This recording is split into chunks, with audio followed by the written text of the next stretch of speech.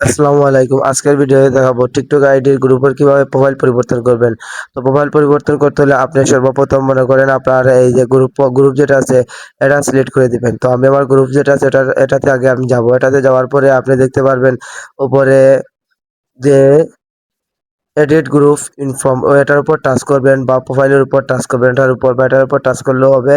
এটা মনে করেন না দিয়ে আপনি টাচ করবেন কোনগুলো সবগুলো বাদ দিয়ে আপনি এডিট গ্রুপ অপশনে টাচ করবেন। এই এডিট গ্রুপ অপশনে টাচ করার পরে আপনাদেরকে নিয়ে যাবে একটা ইন্টারফেসে। নেওয়া যাওয়ার পরে আপনি দেখতে পারবেন আবার এই জায়গায় এই জায়গায় দেখতে পারবেন যে চেঞ্জ ফটো এটার উপর টাচ করবেন। এটার উপর টাচ করার পরে আপনার মনে করেন নিচে মারবেন মনে করেন আপডেটস ফটো। এই আপডেটস ফটোর উপর টাচ করলে আপনার গ্যালারি শো করবে। তো আপনার গ্যালারি থেকে চয়েস মতো প্রোফাইল দিতে পারবেন।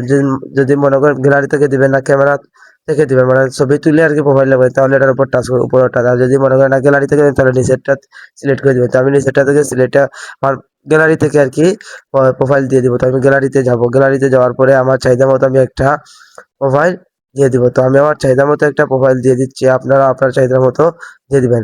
তো আমি আমার প্রোফাইলটা এই সিলেক্ট করে দিব। তো আপনি আপনার চাহিদা মতো আপনার প্রোফাইলটা সিলেক্ট করে দিবেন।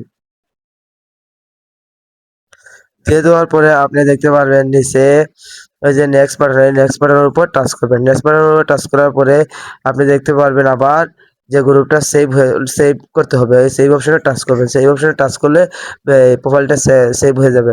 তো আমি সেভ অপশনে টাচ করবো। সেভ অপশনে টাচ করার পরে কিছু লোডিং নিবে।